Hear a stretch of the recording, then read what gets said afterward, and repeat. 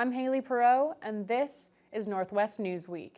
After years of planning and debate, the big decision was finally announced Thursday. The site near Ignace has been chosen for the planned deep geological repository for Canada's nuclear waste.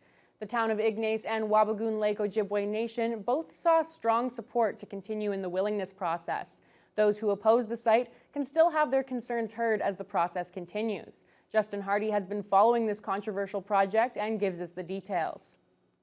We are prepared, we are ready, and we are excited. Ignace was the first of the two municipalities around potential sites to declare itself willing to host a deep geologic repository for Canada's nuclear waste. Wabigoon Lake was the first of the two First Nations. Both communities showed strong support when their willingness was put to a vote. That enthusiasm has paid off as the Nuclear Waste Management Organization has selected the northern site. Ignace Mayor Kim Bagri had this to say following the big announcement. Very emotional as well. 14 years ago, I sat here on council and put Ignace's name forward for this journey, and it's quite exciting today to be chosen as the first Canadian site for DGR. It comes at no surprise since the two communities voted. We acknowledge that they chose the site to study, and we are willing to learn and have more in-depth discussions. Wabigoon Lake Ojibwe Nation Chief Clayton Wittalainen points out this is just the beginning of the federal regulatory approval process. I just want to make sure everybody is, don't jump to conclusions. It's not a rubber stamp and ground is being broken. There's a 7 to 12 year process to go through all the approvals, and many questions will be coming up. Despite the wide majority votes in Ignace and Wabigoon Lake, that doesn't mean everyone is excited about the chosen location. Lise Morton, Vice President of Site Selection for NWMO, says she understands some still oppose the project and invites them to take part in the ongoing process. Both the communities of Wabigoon Lake Ojibwe Nation and Ignace, their residents had those same concerns and those same questions and have spent a decade learning about the project.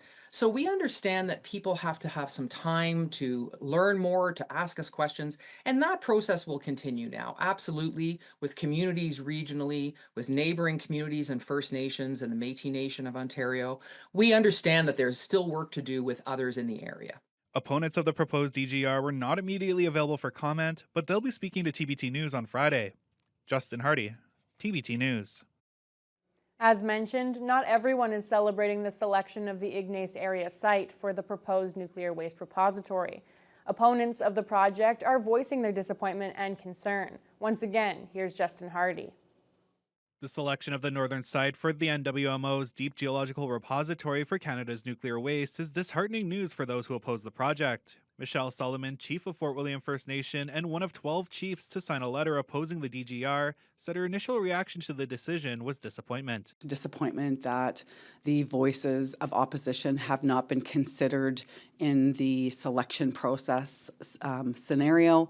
I think that, they really need to go back and give the people who have opposition an opportunity to be heard and their views considered in the selection process. NWMO estimates that construction could begin as soon as 2033, with operations to begin by 2045. The DGR would see spent nuclear fuel being transported through the region.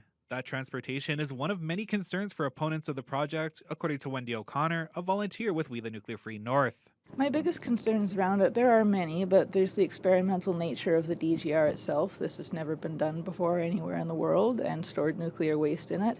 It's impossible to do real-world testing on something like that, so I don't believe that technology will ever be mature enough to proceed with. There's also the transportation question of the long-distance transport of so much. 35,000 loads of highly radioactive nuclear fuel waste on our roads. No household policy or property policy, insurance policy covers you.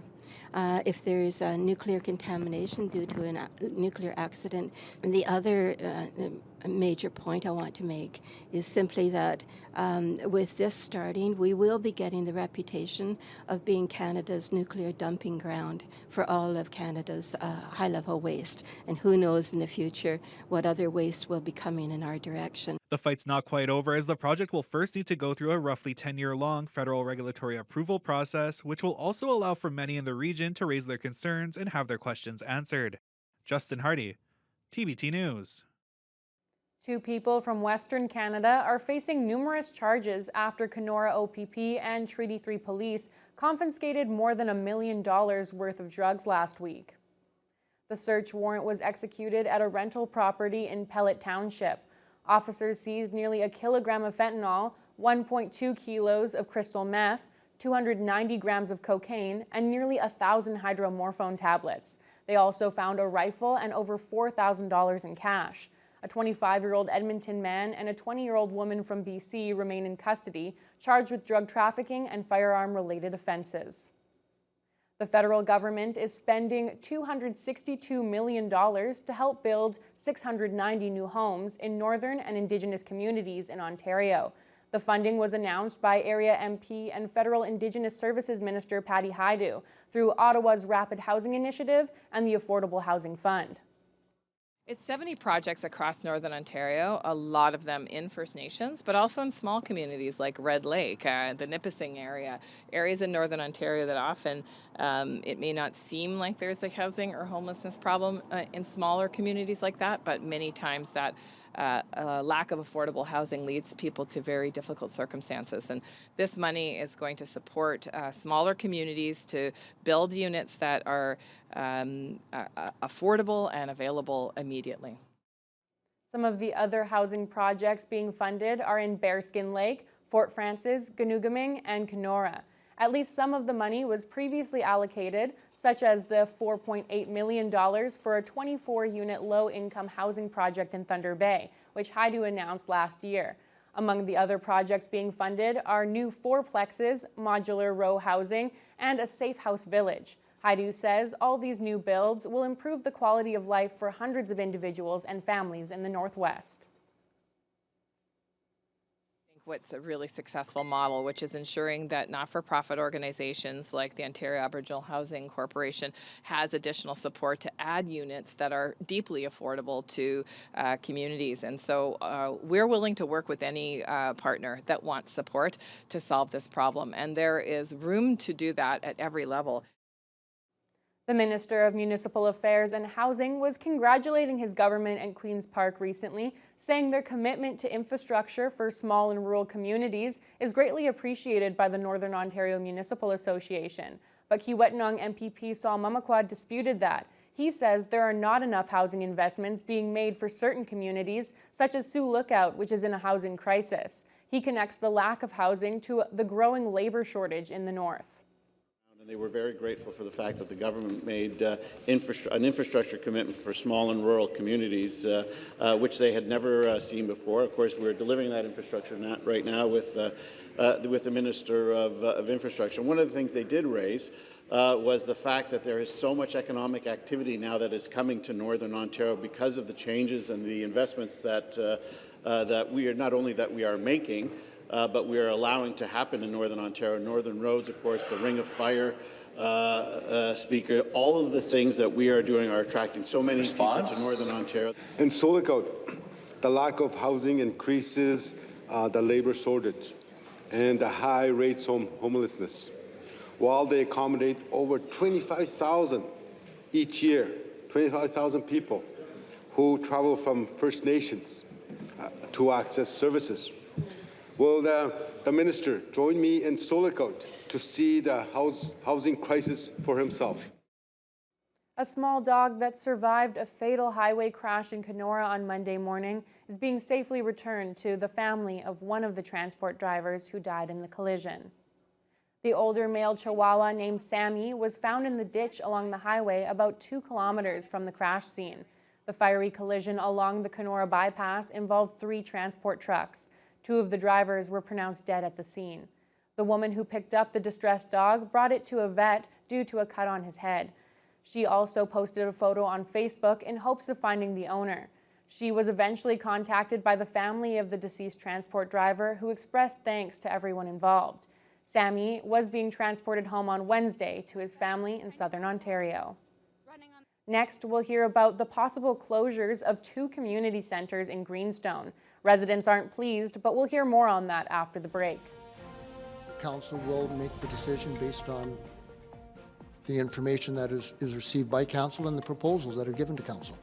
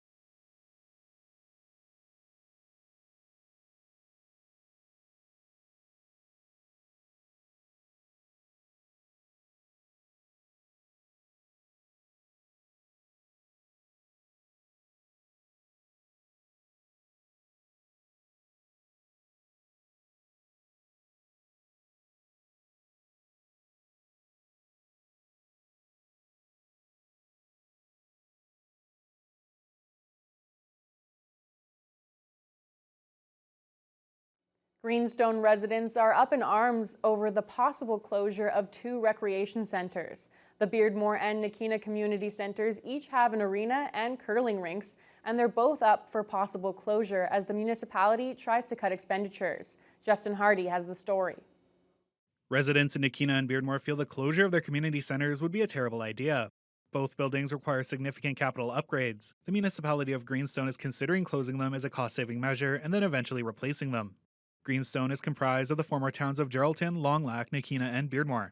Eric Rutherford was the last mayor of Beardmore before amalgamation. He says the closure of their town's complex would be detrimental to the whole area, including nearby First Nations who also use the facilities throughout the year. Not only do we lose our ice skating surface and our curling surface, but we lose that community hall. And that's an invaluable asset when it comes to conducting a funeral service for one of our residents who may have passed on, or conducting a marriage for a family that might be entering that stage in their life, along with numerous dances and community events. The complex is also used as an emergency reception center, and it has also served as a place of shelter for people stuck in highway closures. In October, Greenstone heard deputations for preserving the Beardmore and Nakina community centers. Mayor Jamie McPherson says his council will be taking the concerns raised by community members into consideration when making the final decision. It's important to take all the voices of everyone back to council, and there's the Beardmore ward, there's also the Nakina ward, who's facing the same situation with their facilities. So we are having the consultation, having the discussion, and council will make the decision based on the information that is received by council and the proposals that are given to council. Council began deliberating the closure in September, and decision on whether to close the facilities has been deferred to mid-April. Justin Hardy, TBT News. A big sigh of relief for Ganoogaming First Nation as the community celebrated the opening of a temporary bridge connecting Ganoogaming to Long Lac. Passenger vehicles and school buses can now pass over the river rather than to take an hour-long detour.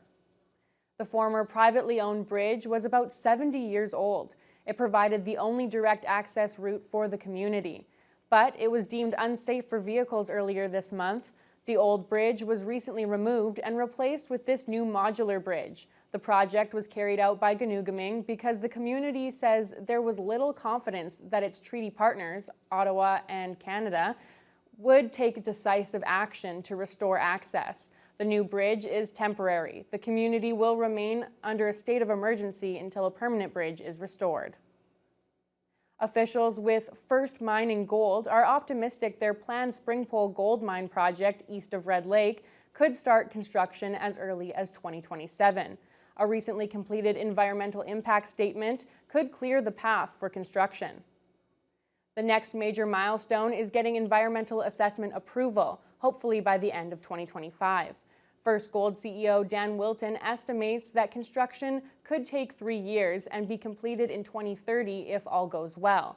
Cat Lake and Lac Seul First Nations have acknowledged receipt of the environmental impact statement in a November 12th letter to First Mining and federal and provincial officials. The two First Nations will complete a sufficiency review of the document by the end of January under their Ki-Takinan process. Wilton says First Mining is proud to be funding a process agreement with the two First Nations. We've been in discussions with Cat Lake, and the important, I think, thing to focus on for us on that front is we announced a few weeks ago that we've agreed to fund really what is a groundbreaking Anishinaabe-led impact assessment that Cat Lake and Lac Seul First Nation are working on. The process agreement is intended to provide a framework for the company and the First Nations to proceed with procedural clarity and meaningful participation in the review of the Springpole Gold Project.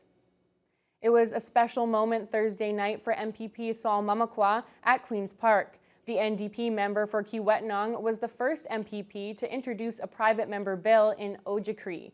Bill 221 would make the National Day for Truth and Reconciliation a statutory holiday in Ontario, but it doesn't seem like the government is ready to support it.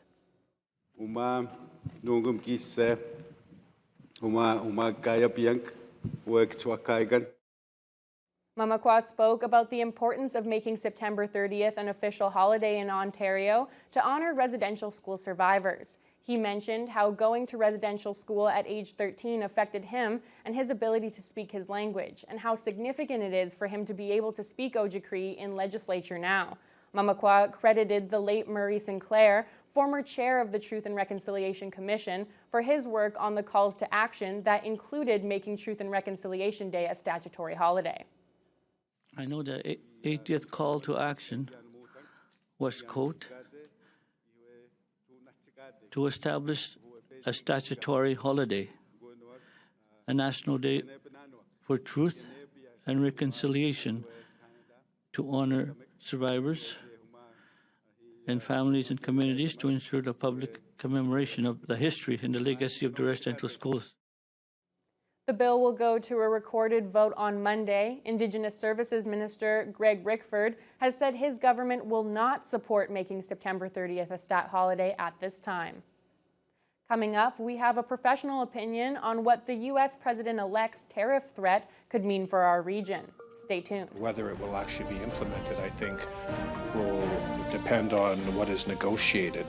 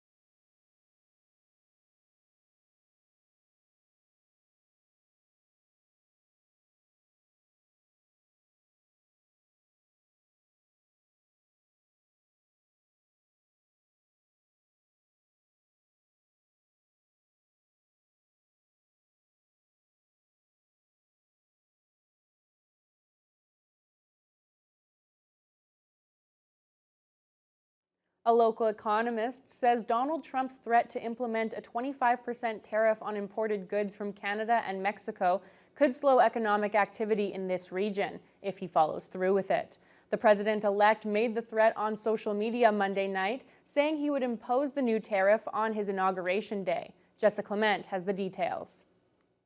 LU economics professor Livio Di Matteo describes incoming President Donald Trump's threat to impose a 25% tariff on all local goods from Canada and Mexico as an open bargaining tactic. He believes Trump is using this leverage to address issues like illegal border crossings involving people and drugs. Whether it will actually be implemented, I think, will depend on what is negotiated. I think it's going to be very important to point out to the Americans that by putting an export tariff on our petroleum product exports to them, that's going to raise the cost to the American consumer. Trump made his threat on social media Monday evening, saying he would impose the new tariff on his inauguration day.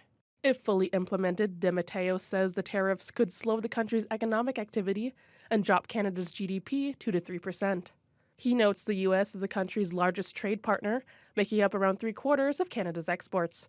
Di Matteo says locally the tariffs would impact producers such as Thunder Bay Pulp and Paper, as well as other companies in the forestry sector. The one remaining pulp mill in Thunder Bay is owned by an American company, so that will actually raise its costs, I would imagine. So that is certainly something that might be of consequence for the local economy. And we also have the Alstom plant. It's been hard pressed for work, but this would make it more difficult to get contracts in the U.S.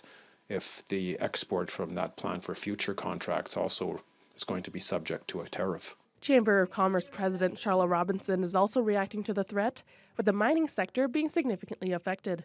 She feels the Canadian government needs to be ready for anything and believes Ottawa and the province will be united in trying to protect Canadian and Ontario interests. I have no concerns that they will be working together to have a strong voice to all of the U.S. Decision makers that need to be discussed with, and we'll continue to be trying to better understand how we can support local businesses that would be impacted as well, in making sure that that information gets up through to our elected officials so that they're fully informed. Jessica Clement, TBT News.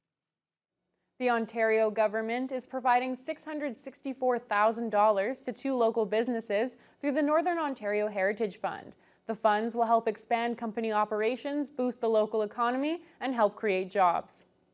One of the businesses, Superior Resources Inc., will be given $360,000 to help purchase equipment and thereby fulfill their contractual obligation to Lake Nipigon Forest Management Inc.